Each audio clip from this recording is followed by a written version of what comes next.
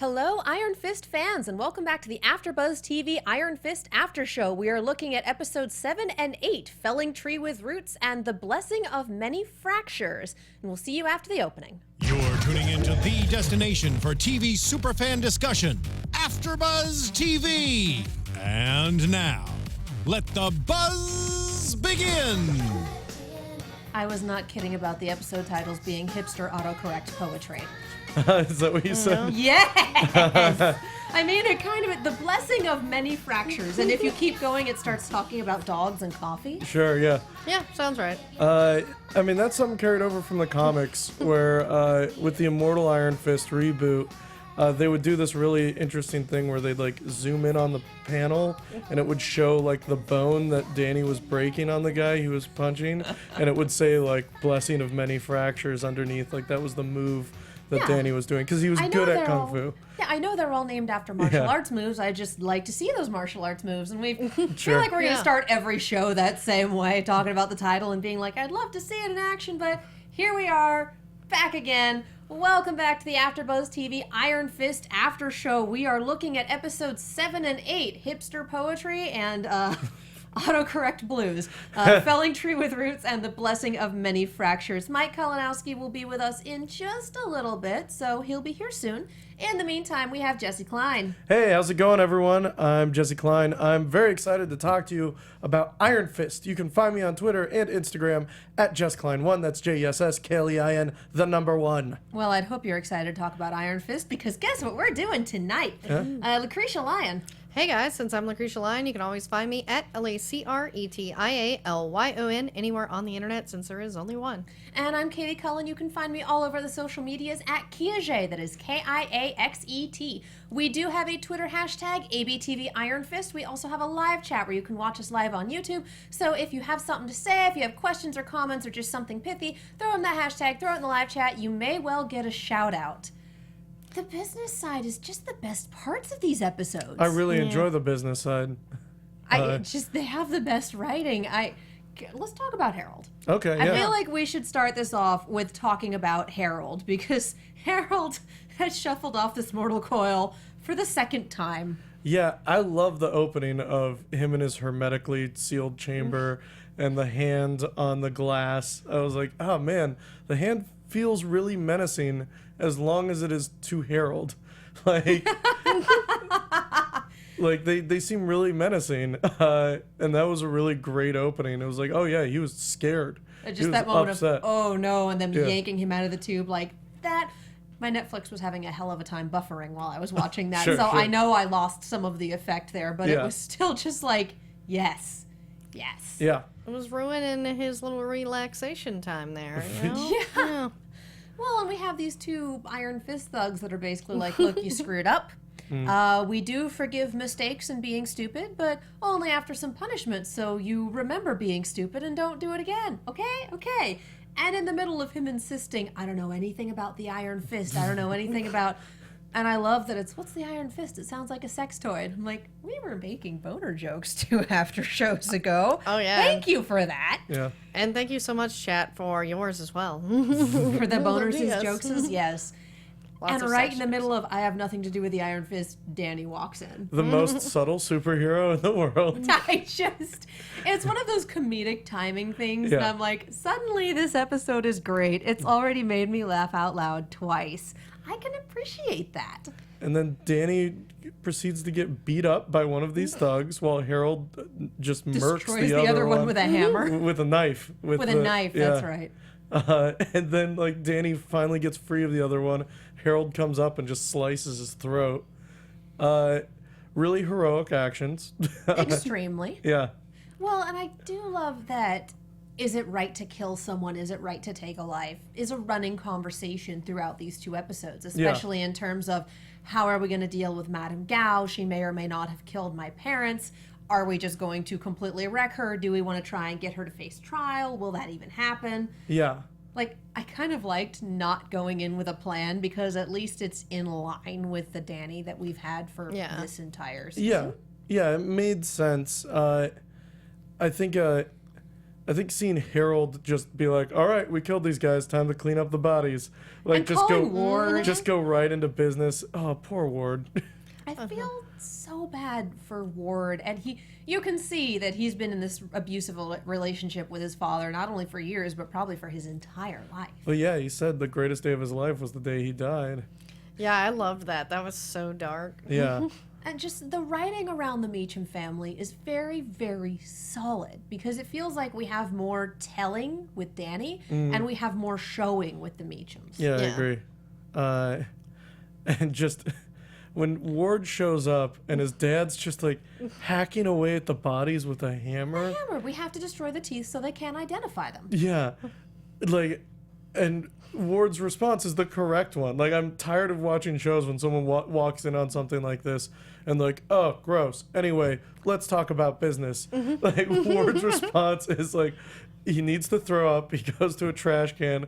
His dad's finger is in the trash can. He like chokes it down. And then we need to call the police. Yeah. Like, thank you for having all of the correct, well-socialized responses. Yeah. Yes. Thank you. Well, he is, of high society. You have to be polite. You got to puke in the can when you see dead bodies. You have to call the cops. You know? Sure. Yeah, that's just their rules. But my favorite moment was when Harold's like, yeah, help me clean up. I used to take you hunting. It's the same thing. And he's like, that was Joy. So I love that, crush. And I love that, one, Joy went hunting with her dad. Like, Joy went deer hunting with her dad, and she owns a pit bull. Yeah. I love this woman. And two, it's one of those show not tell moments that's extremely indicative of Harold's character of, I don't remember which child I took hunting. I put these expectations on my son and I expect him to obey me unquestioningly. I made him. He belongs to me. Like, that is some creepy abuser stuff. And luckily, he snapped. And like the thing where it's like, Ward says, we should call someone. He said, I did call someone. I called you. You take care of this. It's like, Oh, wow. I did not ask for this. I was just your hand in the business. I was not supposed to.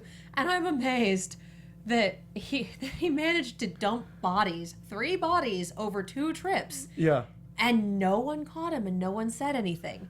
What I want, and what I don't think is going to happen because this series so far has not been terribly good at picking up its pieces, is for Harold Meachum's unweighted, undisfigured body to be pulled out of the river later on and people go, what the hell? This is Harold Meachum. He's been dead for a decade. Yeah. That's what I want. And I don't think it's going to happen because sadly I don't have that much faith in this series right now, but I really, really want that. This belongs in predictions, but I don't think we're done with Harold. I don't think the hand is done with Harold.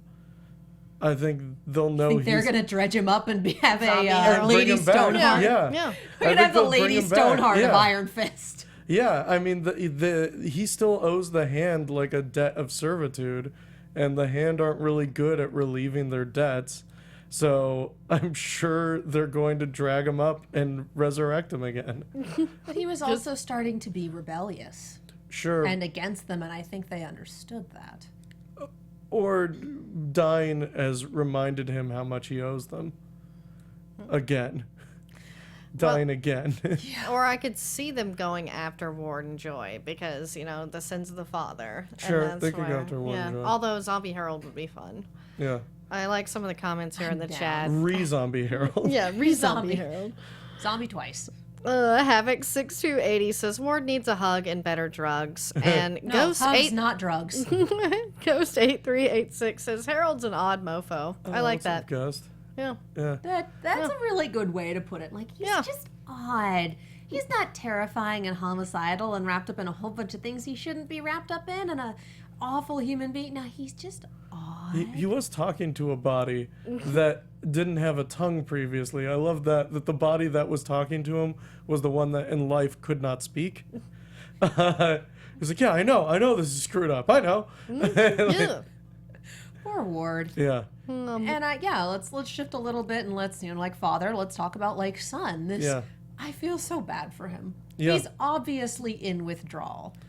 And he's doing his best to get out of this situation. And it's just not happening. Well, yeah, we see that where he tries to book, like he checks his personal account. He's like, got plenty of money, and he tries to get away. He tries to buy a plane ticket and get the heck out, as you normally would after you had been asked to bury or drown bodies in a lake. Like you'd probably want to get away. Well, and we saw a little bit before that of, he's checking Central American destinations, and he's basically looking to take a lot of money and disappear. Yeah. And so... A lot of stolen money. Oh, yeah. Yeah. Which we didn't know was stolen. I was just kind of sitting there going, 25 million in his bank account? Yeah, that sounds about right. Yeah. Yeah. It's like, this is the upper echelons of business people. I'm sure he's worth at least that much. I bet on the books he is worth at least that much, but I think the 25 million... I think, as Harold says, was like a separate account that he'd been like skimming money and keeping for a rainy day when he needed an off-the-books escape, which he did, and then it was $0. Well, and him trying just so hard to get out of this abusive relationship and finally just hitting the point of, this is no longer working, I can't do this, and trying to take a step to get himself out of it and just absolutely getting wrecked by his dad. It's like, well, embezzling was your little hobby, and who do you think was keeping the accountants from seeing this? And then, again, I made you, you belong to me. It's all just like, nope, And knife ex machina. Well, and as long as Harold's alive, Ward is trapped. Yeah. That's the long and very short of it. I love that moment where he's looking up plane tickets, and Joy walks in and immediately hides it. And then Joy basically says, like, you should probably disappear for a little bit. She's like, you should take a break. You can go someplace nice and discreet. Yeah. And she's absolutely talking about you need help. Yeah.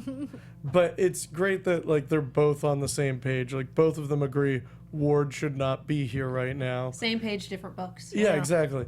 And like, you see that moment where Ward is like, yes, I should go somewhere. Like, 100% agreeing with her. Like, you're absolutely right. Central America is very discreet this time of year. I hear they have great rehab facilities. Yeah, it's going to be great. And then just losing it on his dad and stabbing the hell out of him. Yeah. Like a dozen times. Yeah. Yeah. That's pretty cool. That is a crime of passion. That knife was really clean. After he'd killed people with it. Yeah. And just watching that happen. Those waspy manners. Yeah, sure. Well, watching that happen, watching him absolutely lose his noise all over his dad and finally be like, I'm free. Oh, crap. And dragging Dad down to the river and just kind of... Yeah, and I love the deception he has because Danny goes up and finds the blood stain of Harold. And Danny immediately thinks, because on his side of the story, he's confronting the Hand and doing all the stuff to piss them off. He immediately thinks that this was like a retaliation from the Hand. And Madame Gao has made it very clear, I know who your friends are. I know who you care about. Yeah, and so when Ward shows up and sees Danny there, Ward does a really good, just really confuses Danny. Danny's very dumb. And he's naive. He truly is. Bless his heart. And let's be real, a lot of what has happened is his fault. And he's finally, like, there are consequences for his actions. And that's finally starting to sink in, especially with Radovan's death. Yeah, for sure. But him just being like, I don't know, what are you talking about? I was here to see my dad. What are you talking about, the Hand? This is your fault. Yeah. Run away, Simba, and never return. Basically, it was a runaway Simba moment. And he does, to China. Good Lord. Just this weird little road trip to China. This is skipping ahead, but I nerded out with the private plane because the New Avengers, when Danny was on them, they used that private plane all the time because it's not like they're like Stark and Captain America. They're just all these street level people, so they don't have like a Quinjet, so they just use Danny's private plane to just fly around the world. Well, and I think the scenes in the plane were some of the best scenes in that episode because this is what makes Danny very human. Sure. We're not looking at he's a rich entitled white guy and not the best martial artist we've ever seen in our lives, and we're not looking at him and going, here's what you need to be, here's where you are, what's wrong. We're going, oh, we're actually going to address the trauma that the series is built on. Yeah. Talking about the iPod that he's had for 15 years. Yeah. Talking about him being freaked out over turbulence in the plane and Claire making him talk through it. Just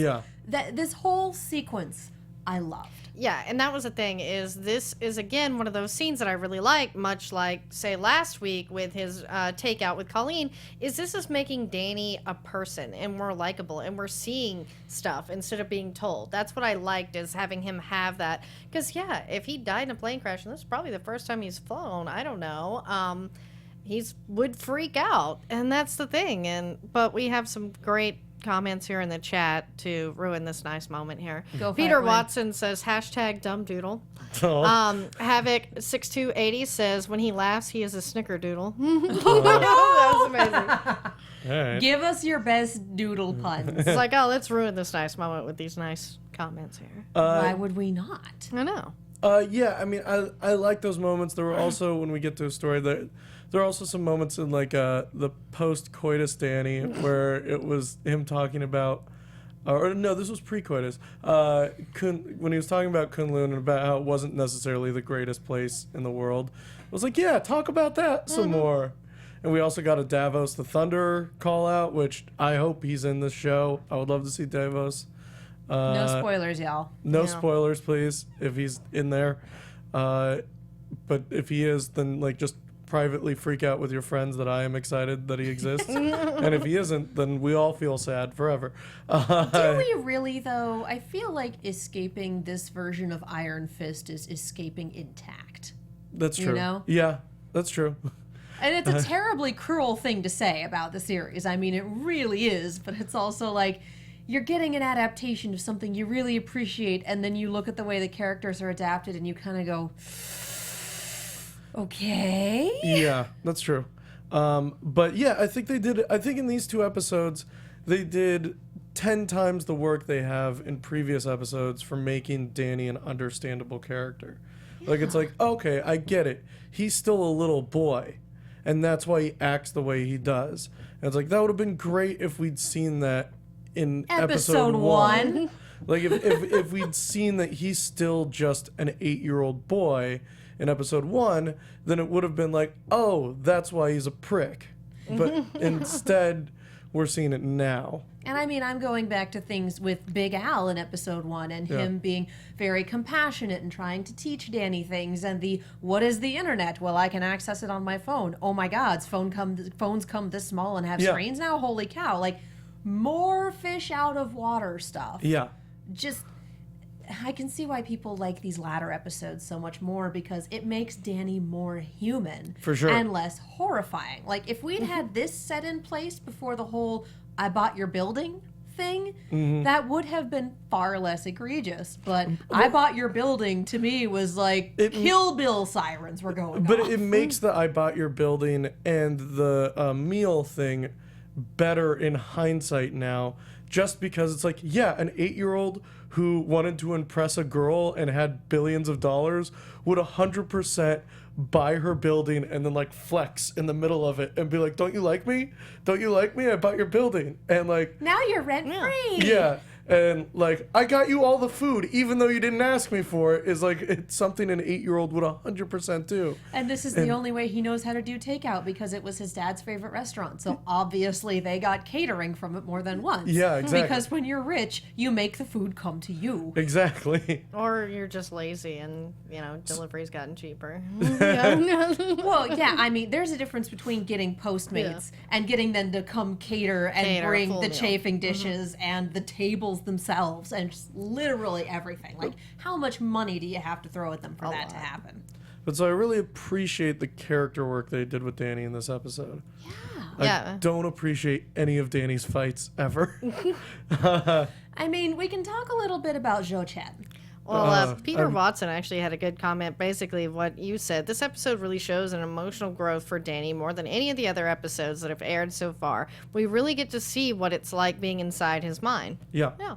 We should have gotten that way before the halfway point of the series. And I'm not saying show all of it in the first episode, but at least hint at it and let us know where the character's coming from. Because until this episode, for me at least, Danny has been really unlikable. Like, just not a very likable character, and has nothing to do with even like the race issue that we all have or any of that. It just has to do with how they've been writing him and how they've set him up. And if I'd known going in, like, oh, the way they're doing Kunlun, because I'm a fan of the comics. When Danny came back from Kunlun in the comics, he was not this. He was a human being and not an 8-year-old. So I assumed that's what we were getting this time as well. And until this episode, we didn't really see that's where he's coming from. We just saw him acting that way, but not any reason why. Well, and this is also when we're getting into his flaws, because we've had so much, he's a nice guy, and he's supposed to be the world's best martial artist, but he's not quite there yet. It's like his flaws are that he's clumsy. God damn it, not another stupid flaw. Yeah. And now we're getting into, he has this trauma that he's never really addressed or been over. He's inexperienced. He doesn't, it's not like he's cute and doesn't know what he's doing. It's, oh no, this is an actual honest-to-God problem. He doesn't know how to plan to approach a problem. No. He's terrified of turbulence. He has rage issues, obviously. Yeah. And we're actually getting into things that make him a well-rounded character and not just, you're supposed to like him, here's a superficial flaw because nobody's perfect, LOL. It's like if Bella Swan could fight. Yeah. And now we're getting into actual... I keep comparing it to Sword Art Online because this is where my brain goes. We spent 2 seasons with our protagonist being the perfect human being, and in season 3 it's like, remember all those people you killed? You're gonna have to deal with that now. And suddenly he's a human being and it's the best season of SAO that exists. And it took that long to be like, oh, you know what? He's probably really traumatized from all the stuff he's been through. He should deal with that. Yeah. So we're finally hitting that with Danny. And I'm so glad that we are. Because it makes me want to hit him in the face less. Yeah. I still think I could hit him in the face, mind you, which is not a good thing. It also means Colleen's a bit of a monster because she took advantage of an 8-year-old boy. Yeah, that's where I thought it was going. Is Colleen's a perv, guys. Oh, God. Where did this relationship come from? Did I miss 3 episodes? Oh, don't you know that when a woman heals a guy, like when a guy has been hurt and then a woman then like heals him somehow, then immediately they get to have sex. That's every season of Arrow. That's the rule. That's the rule of Sex and TV. Arrow doesn't follow rules. It just does whatever the hell they want. That's the rule of TV, though. Yeah. It's the nurse. There's a name for it. The Healing sex. Nightingale. Yeah, the Nightingale. Oh my God. Yeah, because there was no chemistry between them, but then she's like dabbing blood off of his chest, and all of a sudden it's like, oh, is she into him? Why is she into him? I don't, it's like, oh, I saw him fight and he fights like crazy and it's great and it's such a great spectacle. And I'm like, yeah, I'm really impressed by watching competent people too, but how did you get that from Danny? Yeah. It came from this person disrespecting her rules, nearly stalking her, pulling her into all of these problems that he has. You just And said the she plot doesn't have insight to him the way the audience did earlier, and she didn't get the insight that the audience got until episode 8, until after this happens. But suddenly it's like, I'm impressed with him, let's have sex. Girls the love plot a bad boy. Yeah, and that's in the plot- media. They do. Yeah. Okay, but there's a bad boy and then there's an actual bad boy. Yeah, he is and he's just- kind of the latter. Yeah, And this is the plot to every romantic comedy, so like, that's true. And this is why romantic comedies are terrible. But so we see Danny lose his V card. Yeah. And it's He took a vow of chastity. and in my opinion, I think that scene was way too long. Oh my God, Yeah. yes. He should have been done after like 30 seconds. When she took her shirt off, he should have been done. I would have He can laughed. only summon the Iron Fist once a day. It depletes his chi. I would have laughed so much if she took her shirt off and Danny was just like, oh, I'm so sorry. And then, like, the rest of the scene was just him talking about, like, his parents dying. Like, more realistic sex scenes in the world that we've set up. Well, some of us like a sad guy, so. Yeah, but there's no way he was any good. Yeah.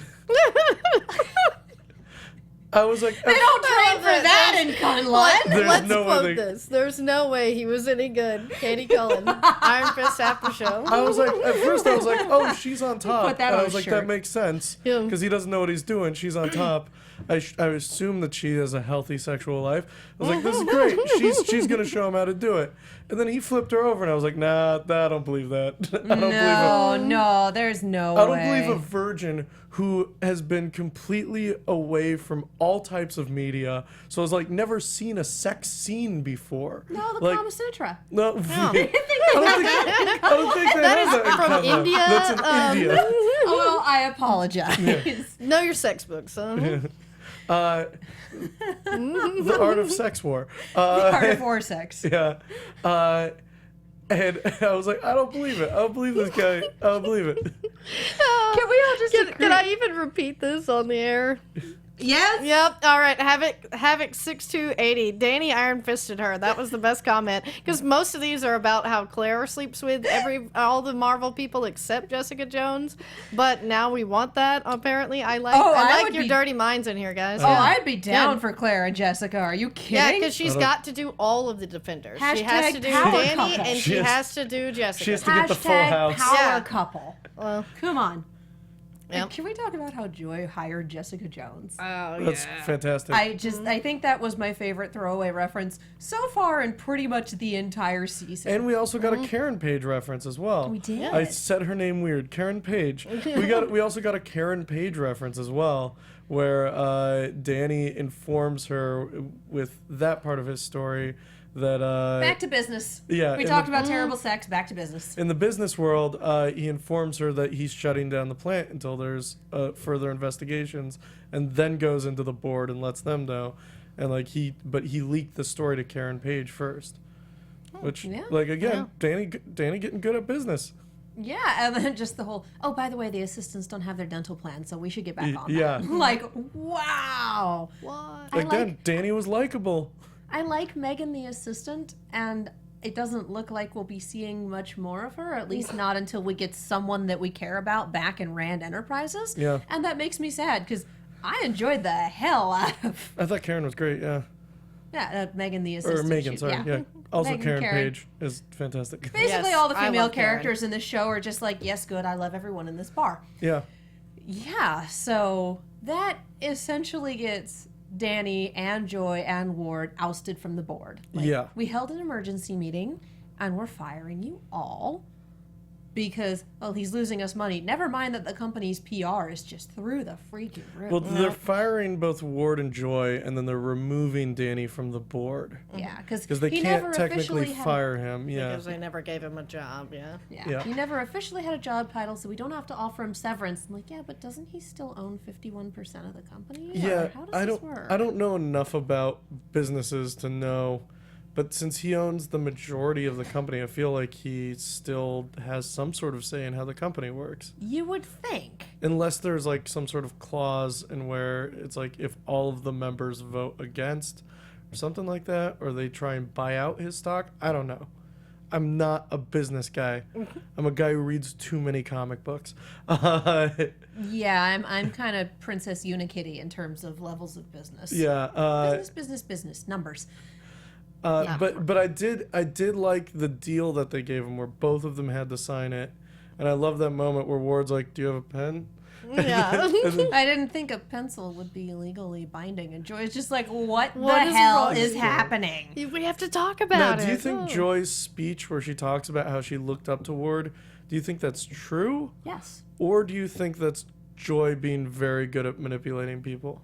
I legitimately think that that's true. And I mean, part of it is Ward was doing a lot of what Dad said to do, and Dad had a little bit of a bigger picture, especially with being in the hand's pocket, if you will. It's so hard to have sentences with the hand in it Yeah. because it's just like puns, unintentionally, yes. Yeah. But being in the hand's pocket and having that extra information and basically having Dad, who ran the company for a chunk of time, say, hey, you need to do X, Y, Z, and Theta, So Ward fighting for we need to do this, we need to do that, is basically saying we need to do what Dad says, but no one can know that Dad's alive. So he knows that his business acumen and that all of the decisions he's been making are pretty much a lie.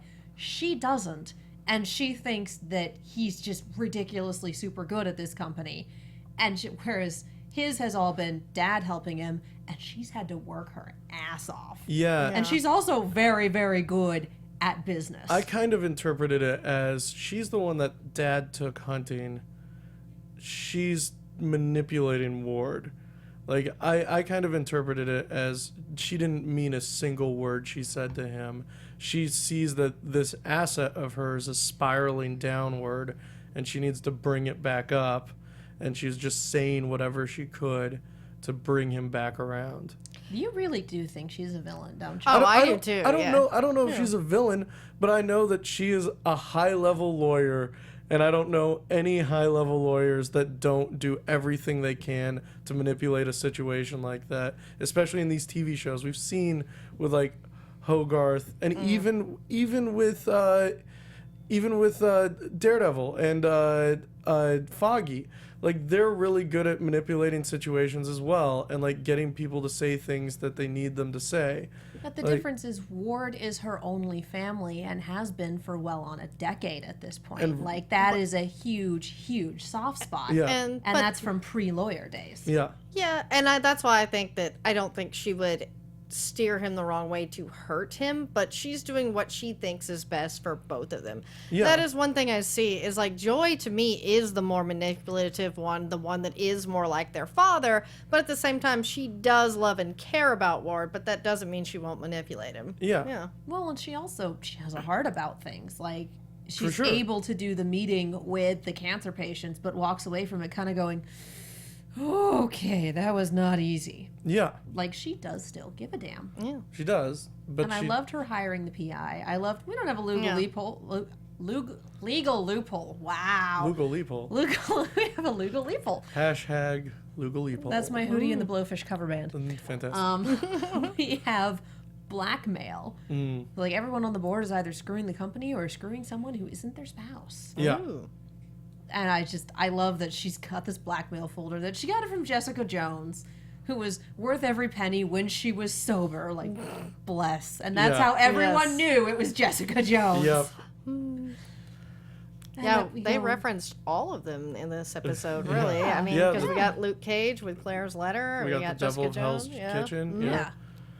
Yeah, just the Devil of Hell's Kitchen, the man with unbreakable skin. It's like, Yeah. I love that whenever they're going through these great, big, crazy things are happening, they don't ever mention Jessica.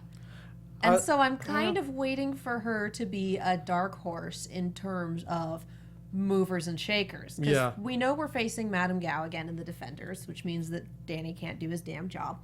So that's part of why I'm disappointed in knowing that. Yeah. I like that we see Danny's second mutation in this episode as well, where he's really good at elevators. When Gao is in the building in Rand, we see that she has like a Rand card, and his has been there. That the Vipers are there, the three women who are selling the heroin, and that Danny then, like, instead of, it's his building, he could have used another elevator. He could have seen where they went on the elevator, because like an elevator shows where things are stopping, but instead he decides to pry open the elevator doors, Iron Fist his hand, which that's your one. You don't know if you're going into a fight. Like, you don't know what's about to happen. If he dropped down and like the two bodyguards decided to fight him, he wouldn't have had his Iron Fist because he used it to go down the elevator cord. You really don't want to Iron Fist in an elevator anyway. There is not enough space, especially if there are cameras. And and he rappels down and sees that Madame Gao has a floor in his building. The 13th floor is her floor. And I love that, because in a lot of buildings, the 13th floor doesn't exist because it's bad luck. In China, it's the 4th floor because their word for 4 is also their word for death. Sure. And so they tend to skip the 4th floor. But in America, a lot of 13th floors don't exist because it's terrible luck. So the fact that she has her enterprises on the 13th floor Sure. just made me really happy. and then Danny goes to war. Like, this is an interesting episode for Danny because he's really on the offensive here. I do love the compassion for this woman where it's like, oh, you're afraid. All right, well, you're going to give me your password, and then you're going to get the hell out of Dodge, and I'm going to make sure they can't find you. And I'm like, her head's going to be on a pike later on, right? Probably. Like, but then again, that's expecting this series to grab all of its loose ends. And Harold Meachum floating in the stream is also a loose end, and I don't have a lot of hope for that one. I like how Danny thought he could beat Madame Gao. Like, after she wrecked him last episode. After she force pushed him in the last episode. Pretty much. Like, and he's there like, I'm gonna stop you, and she's like, your employees wouldn't want to see you beat up an old lady. It's like, well, we both know that it'll be your employees don't want to see you get beat up by an old lady. Yeah, no, I really think she'd go with the act to make him look terrible. Yeah, like, she's good. She knows her stuff. And then they go to China. They team up with the Hatchet guys, right? I loved the fact that they teamed up with the Hatchet Men. Like, look, I know what's in store for you. They fear me. Do they? Do they really? And if you team up with me, they'll fear you. And I'm like, that is a really good sales pitch. It's a lie, but it's a great sales pitch. And it works up until the point where they find a dying Radovan, and he tells them, yeah, I gave up the formula. I'm sorry. It just kind of collapses. And they're going to China. Bye. Says the name of the city that his family was going to. Ansho. Yeah, Ansho, when they crashed the first time. So Danny has to fly an airplane back to the city that the last airplane flight he went to the city, it killed his family. Yeah, and this is what we were talking about earlier with the really good scene with the turbulence and the facing your fears and having to talk through things. Like, I appreciated the hell out of that. Yeah. Yeah, that was one of the best scenes for Danny because we're getting stuff that we would have expected, and I think that's the good part there. We also got this. It's one of my biggest pet peeves, and I'm upset that it happened with Claire. But she was like, "Don't go. This is obviously a trap. You're going to die." She was like, "Don't do it. I've seen people fight the hand before, and it didn't turn out well for them. Yeah. People died. Her friend died, and Daredevil got the crap beat out of him. Elektra died. Like all this stuff." And spoilers for Daredevil season 2 if you haven't seen it. I apologize. But she says that, and then Danny's like, "No, I have to. This is what I have to do." And then Claire's immediately like, "Well, I'm going to." And I was like, "But you just said." Don't do this or you'll die. Yeah. I feel like it's one of those things where, all right, well, they might die if I'm not there, and if I'm there to give them medical attention, maybe they'll survive longer. And it turns out that she's better at beating up hand thugs than Danny is, so they needed her. I did love the being in the car, flipping the guy off and driving off. Yeah, I know. Just like, Claire is straight up street. I like that. She's so cool. She's wonderful, and I adore her. And then we get an awesome fight between Colleen and I assume her stunt double. I don't know, but I loved seeing the different the Tai Chi models sword of the swords, the different katana, sword styles. That it was beautiful. Yeah, it didn't last long enough, but it was beautiful. It was really cool. And then we get the most charismatic new character we've seen. Like Shou Chen. Oh. This was a real bummer because he was awesome. Yeah, it was like Legend of Drunken Master over there. That was pretty cool. Like, he was on the docket to be Iron Fist. He was on the short list, and it didn't happen. And I'm just watching it going, okay, so this is the fight that everyone said is the best fight in the series so far. Yeah. I can see that. I love Drunken Fist. I've seen it in real life before. It's amazing. We could have had it all, you guys. We could have had an Iron Fist who knew martial arts. It would have been really nice to have an Iron Fist that was good at Kung Fu. And a martial artist who was also an actor. Seeing this also made me a little sad because a lot of the times in martial arts films, it's fine if the character is losing, but there's always the turning point where the character starts to read, like especially with like Drunken Fist stuff, where like they realize that if they can sober them up in the fight, that they can somehow beat them. And when the character is good at martial arts, they can tell that story through their actions. Yeah. Unfortunately, it's just not, he's not that good enough martial artist, so he can't tell stories with his body the way that, like, say, Jackie Chan could, or even, what was his name? Zhou Chen. Yeah, Zhou Chen. Zhou Chen was telling a great story. And I loved him using the gourd as an extension Yeah, of it his was really body, cool. using That it was for that amazing. extra reach. Yeah. And then having extras just in case. Like, all of that was wonderful. Yeah. Being like, we're different, we're a dichotomy. I am the sworn defender of the hand. We both swore an oath, but I'm fulfilling mine, and you wear yours like a mask. Yeah. It's like, what, did you just cue the Brooklyn Rage, and that's what helped him win the fight? Like, is that what we're going for? Brooklyn Rage. Well, there was like this. He had this really interesting line, and I'm gonna butcher it, but he says like, Go fight, win. Your masters, or like your master encouraged you to release what's inside you. My master encourages me to keep it in, because that's what and it was not that line. Everyone in the chat, please correct me 1,000,000 times. But I thought that line was really good, and it also kind of explained that character. I wish that character was just Iron Fist. Yeah. Yeah. Yeah, this, again, because of what we know about casting and all of that, it is just straight up, we could have had it all. And that's just like, it added an air to me of sadness watching this fight. 'Cause it's like, I appreciate this. And he was so much God. fun, and he was so good and charismatic. And now And he's then- probably super dead because there's no way he got medical attention. Well, yeah, and then it ends with Danny just ground and pounding him, beating the crap out of him. And I was watching it, and I was like, who do the writers want me to root for? I don't know, and that happens a lot in this series, is I'm not exactly sure how the writers want me to feel about Danny, because I'm not rooting for him when he's fighting this awesome character, and like I'm not rooting for him when he beats the awesome character. He then continues to beat the crap out of him. Like it was a heel or taking a bigger heel turn. Like he was already a heel. He 360s still a heel. Yeah. I'm just so glad that there's a show like this where there's other people that are rooting for the villains now instead of just me. 'Cause I'm always the one, on Arrow. I'm always like, no, Prometheus is way cooler, guys. Malcolm Merlin, screw Oliver Queen. But now everyone feels that way on this show. Well, it's hard to say, I want the villains to win, but it's like, the villains are more interesting to watch. And at this point, I wouldn't even say the villains are more interesting to watch.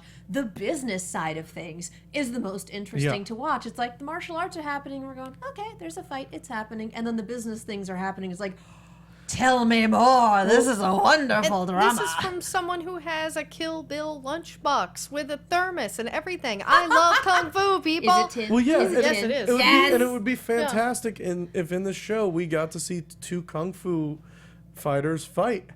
But we have a guy who has 3 weeks of training, and some of these fight scenes are 15 minutes choreographed 15 minutes before. And it's like, that's your selling point on Danny. And we were talking about it in the chat, and it's like, I don't believe Danny could beat Daredevil in this universe. No.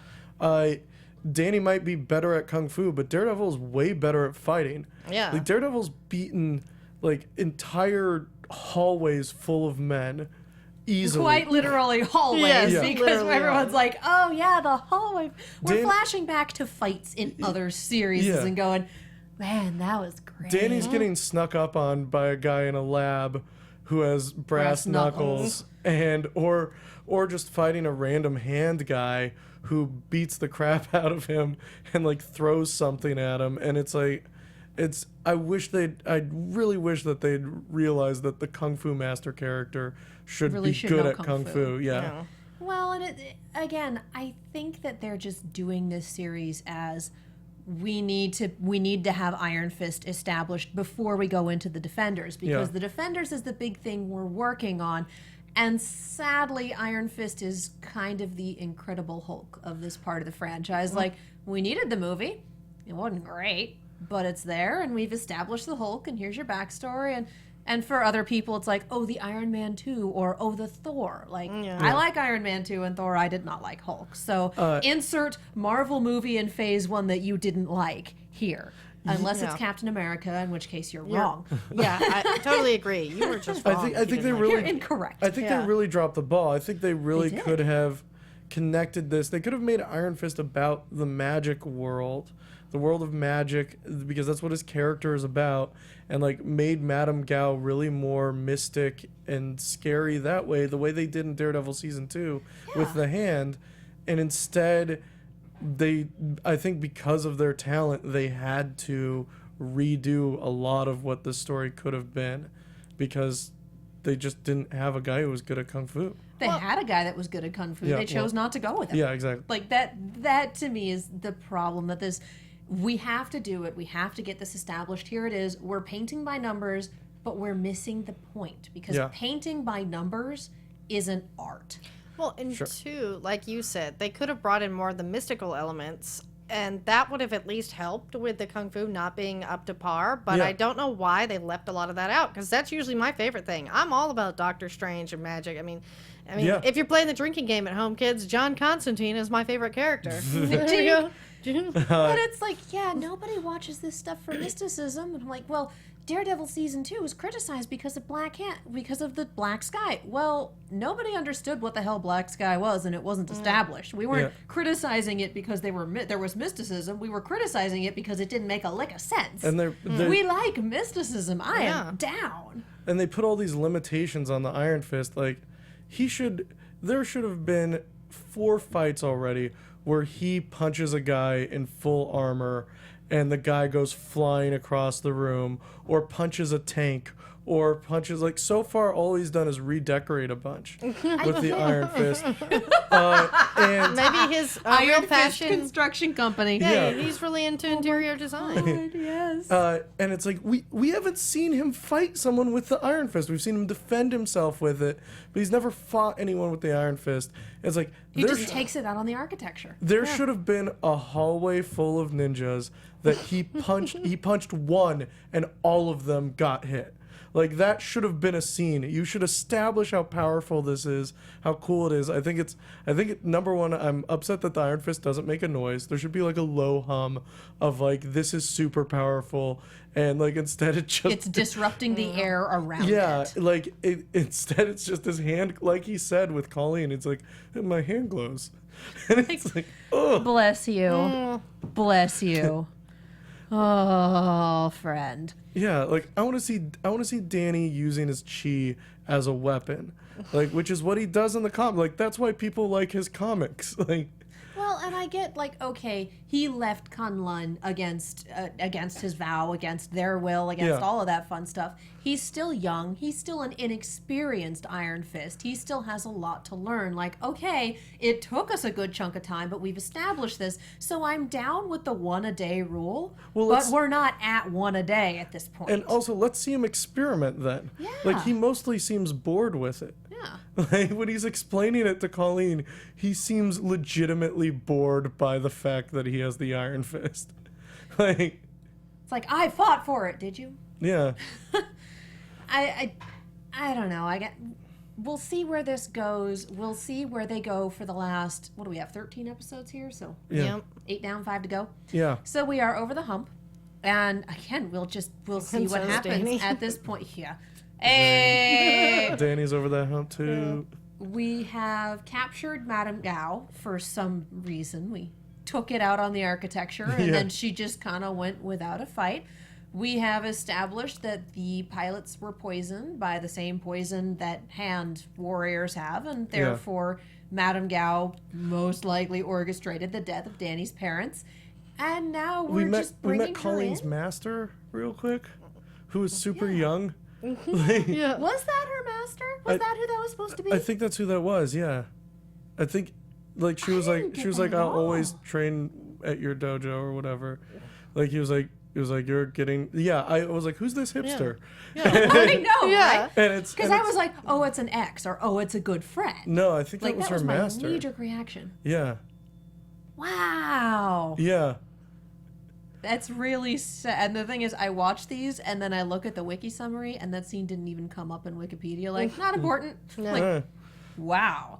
You can give me 5 sentences on Ward's state of mind, but this guy's not important. Like, not at all.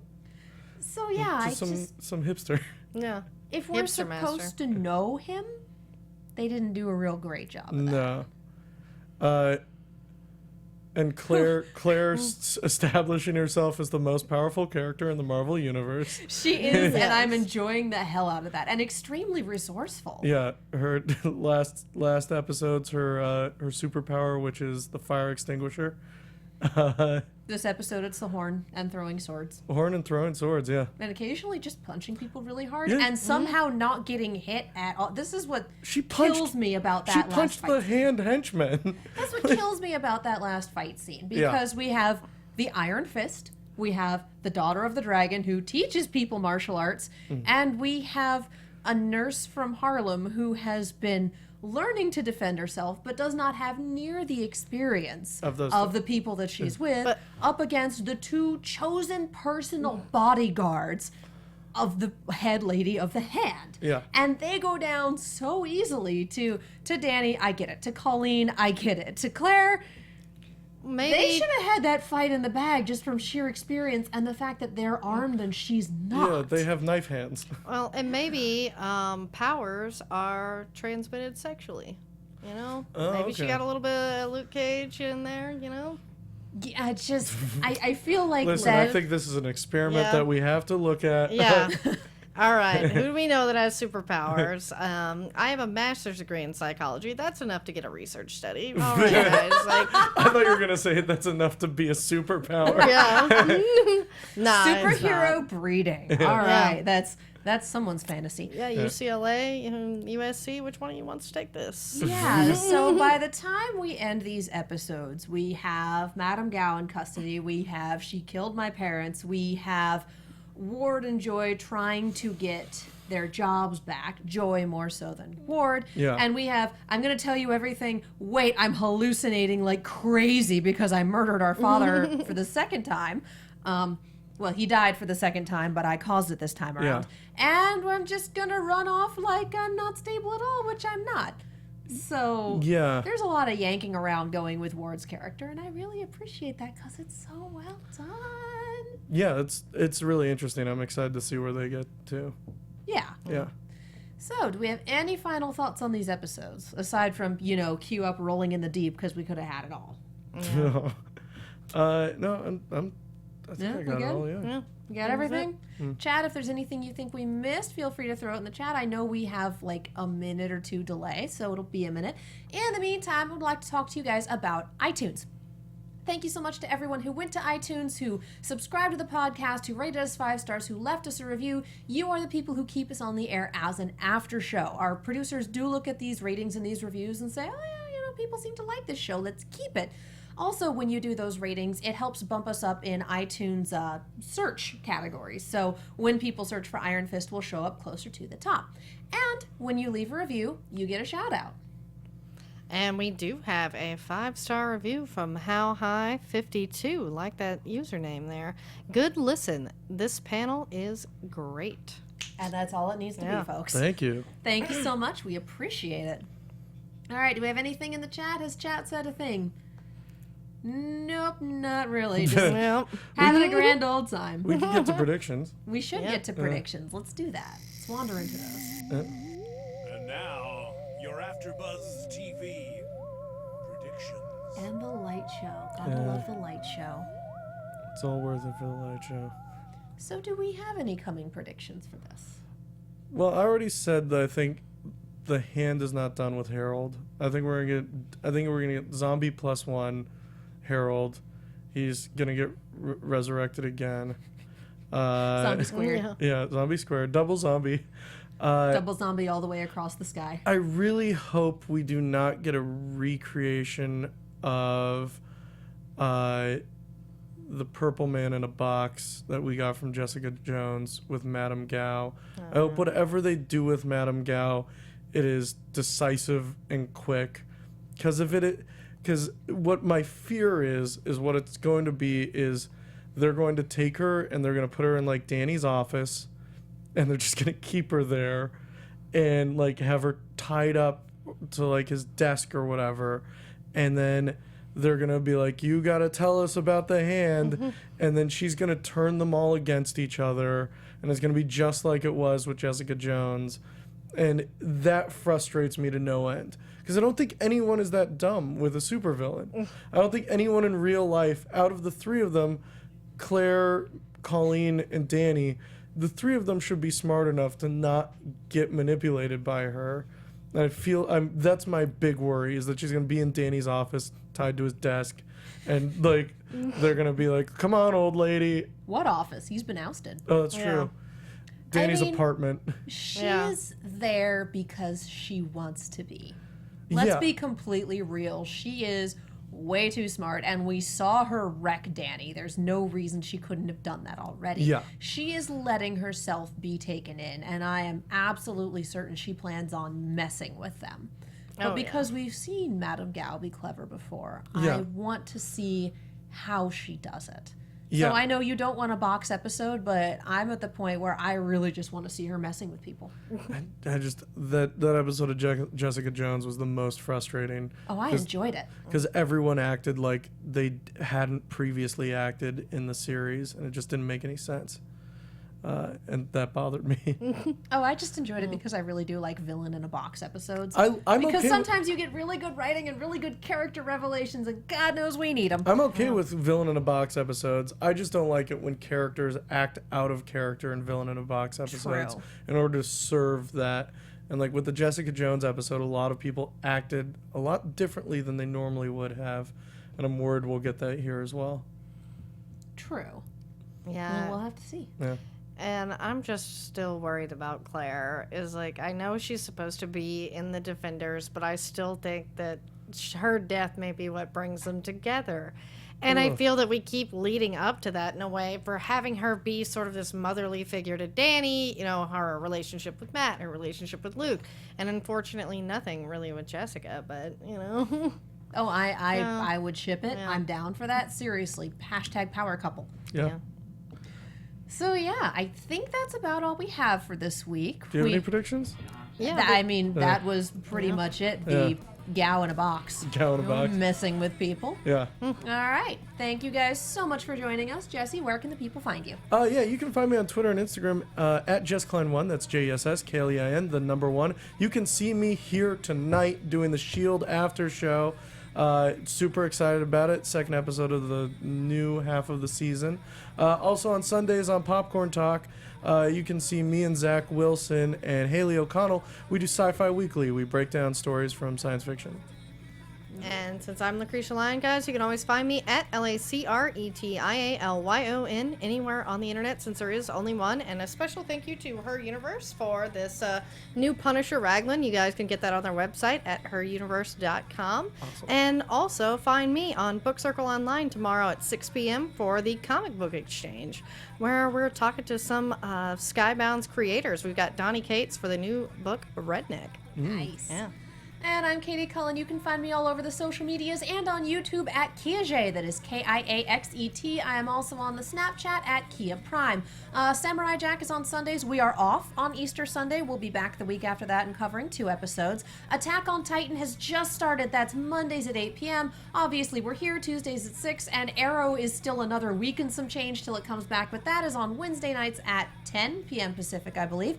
I am also a regular on Geek and Sundry's Gather Your Party. That's Friday nights at 7 p.m. and you can catch me in the Just Dance segment. That is twitch.tv/Geek and Sundry.